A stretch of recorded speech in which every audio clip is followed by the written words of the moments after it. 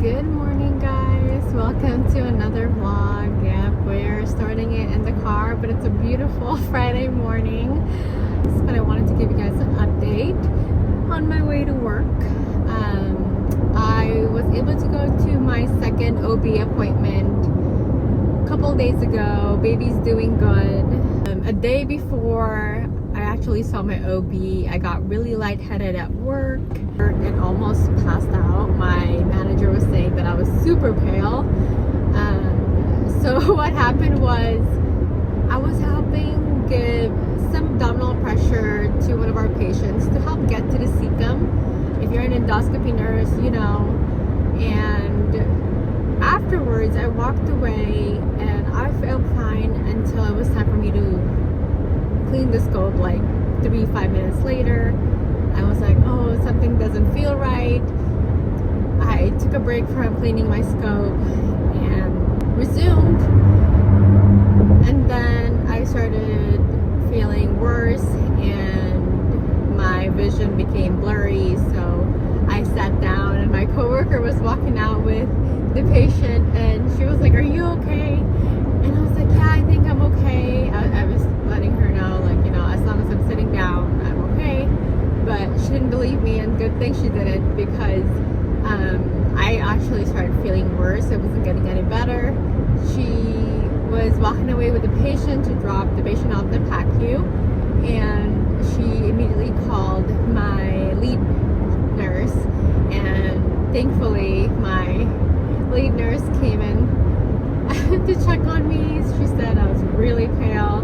Immediately checked my blood pressure. It was like 96 over 60 something. My map was good.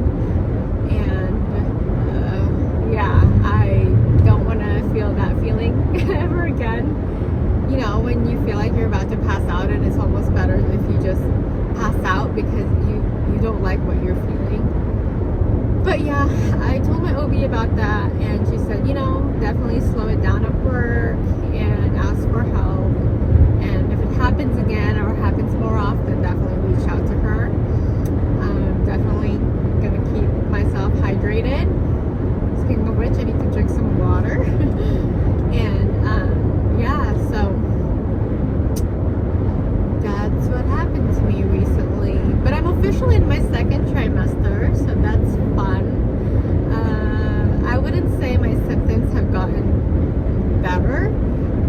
Maybe they are trying to get better, but I still feel tired here and there.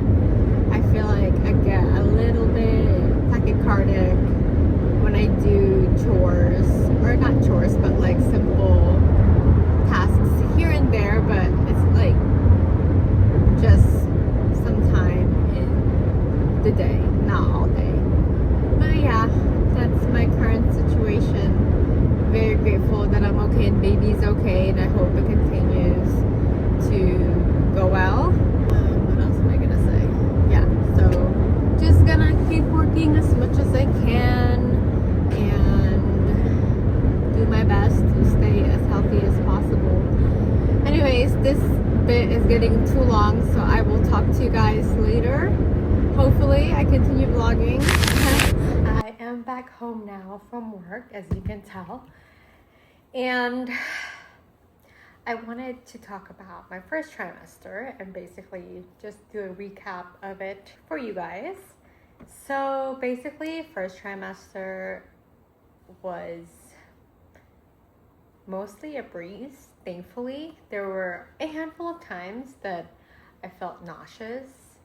One day it was really, really bad, but other than that, I got really, really lucky that my nausea was not as bad as I thought it was going to be. Of course, finding out at 4 weeks was amazing. I truly didn't think we were gonna get pregnant as fast as we did, but it seems like getting off birth control, I think specifically oral contraceptive, it makes you more fertile, if I'm remembering that correctly, but don't quote me. It took me a while to really have everything sink in. It's like, dang, my husband honestly knows me better than I know myself. And that's so cheesy, but it's true because I didn't think I was pregnant. I was like, no, there's no way. I took that test. I was like, it's not going to be positive. I immediately saw that first line indicating that it was a positive pregnancy test. So I was like, wow, I would have never known.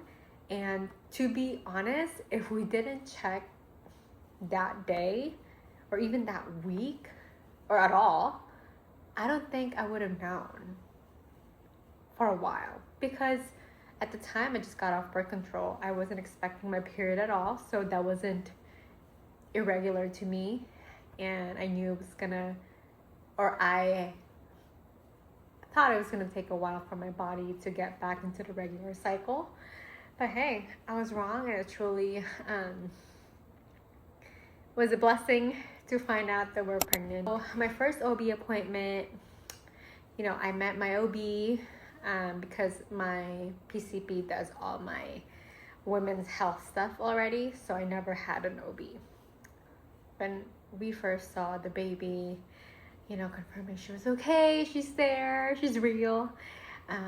Because, you know, they don't let you have your, at least for me, my first ultrasound wasn't until I was 10 weeks. So, of course, that 6 weeks in between when I found out till my first OB appointment, it was just like, are you real? Are you not real? Are you still there? You know what I mean? Because you just never know. But seeing the baby at 10 weeks was great. And then I had that scare when I started bleeding because I was cleaning around the house, and I rested for a bit, and I felt something, and I was like, did I pee myself? When I checked it, it was all blood, and to me, it was a lot of blood. It was like a period, and I was so scared, and I was crying. I couldn't even stop crying. Went to the ER, and thankfully baby was okay, and I am grateful that the PA that took care of me in the ER was very kind, because I feel like just nowadays it's a hit or miss. You know, when you get care and go to an urgent care or ER, you just don't know what you're gonna get. And at that moment, I really needed someone to care. I didn't want anyone to be like, this happens all the time, like, you're gonna be fine, like, you know what I mean? Like,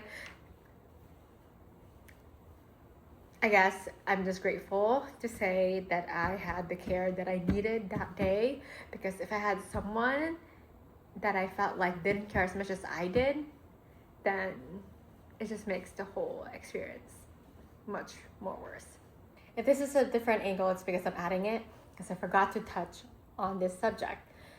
When I had the bleeding episode, if you didn't see the vlog where I talked about it, and so basically what I learned is that it's more common than I knew it was. When I found out I was bleeding, I immediately thought, shoot, I'm miscarrying. So that's why I was crying a lot, because that's the only thing I know, or it's the only thing I knew at the time about bleeding. So when I got to the ER and they assessed me and the PA was asking questions, he immediately asked me how much it was, how much bleeding I was having, if I soak through pads and how many pads, if I'm cramping, and if there's clots coming out. So those are important factors when you are bleeding, because spotting and bleeding like a period and bleeding a lot less clots and cramps are all different. But again, I am not a professional in this topic. I just want to let you know what I experienced. The education that I received was, if you go home and you bleed again, see how much you bleed by basically seeing how much pad you'll soak through. If it happens to be 2 to 3 pads within, I don't know, was it 2-3 hours? I don't quite remember. But if it was a lot, 2 pads within 2-3 hours is a lot. It's a lot of bleeding. So you need to definitely go to the ER again. If you are experiencing something like this, definitely contact your OB, contact your nurse advice line, and or go to the ER if you're able to seek help to make sure the baby is okay. Honestly, I think that I would have done things the same way just because I wanted to physically see that my baby was okay at the time. That's all I cared about. So that's what I learned with that whole situation. Again, not a pro, not super knowledgeable in this area, but based on my experience, those are the things I was told to watch out for.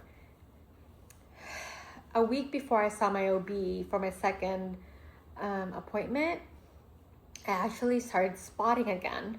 So I immediately put a pad on and see if I bled more, if I soaked through it, and because it was just spotting throughout the day, I felt more at ease. So yeah, just sharing that information with you guys. That first OB appointment, I had my labs drawn. We did the NIPT, which screened for like trisomy and cystic fibrosis and stuff like that, and also revealed the baby's gender. Mine came out a week later, so I did that. That was the most amount, aside from donating blood, just like lab draws, that was the most amount of blood I've given. Through my NIPT screening, I found out that I am a carrier for cystic fibrosis. Yeah, it came as a shock, is that how you say it? Because I don't know anyone in my family that has had cystic fibrosis or anything like that. I asked my mom, she doesn't even know what it is. I asked my brothers, they don't even know what it is either. And I was like, okay, like I honestly was a little bit worried when I found that out. And I was talking to my husband and I was like, hey, like, this is a possibility and stuff like that. When we saw my OB again, I am a low risk. So the chances of the baby getting it is 1 in 1,000 something. What makes your baby at risk for cystic fibrosis, if you're a carrier, is if your husband is also a carrier of that same gene. I didn't know how advanced we were, but I guess they were able to test the baby's blood already, and it determined that my husband is not a carrier of the gene. So he didn't have to go through any lab draws or anything like that. They just determined through that lab draw they got from me that he's not a carrier through the baby's blood. Yeah, magic. Overall, I was just really tired throughout. Definitely took naps, and I don't take naps. So naps were my best friend, still are my best friend, or is my best friend. I definitely had food aversions. Factory meals, no, I did not like them anymore. I don't like Taco Bell. I did have it in the beginning of my pregnancy, and then I had a really cheesy quesadilla, which sounds great, but I remember that last bite that I had, I couldn't even finish my food. I was like, I'm never having that again. So I've never been to Taco Bell ever since then, but I can eat other foods and or fast food. And then what else? Everything else pretty much I can eat. I had food aversion with like salmon and some seafood in the beginning too, but not anymore. And yes, so ever since, I've been taking my prenatal, I added choline, I think at 8 weeks, and that's all I've been taking. Been trying to definitely keep hydrated, and yeah, I think that's it for my first trimester. Truly been grateful, blessed that it has been mostly easy this past couple of months, and once I hit my 3rd trimester, I will give another update.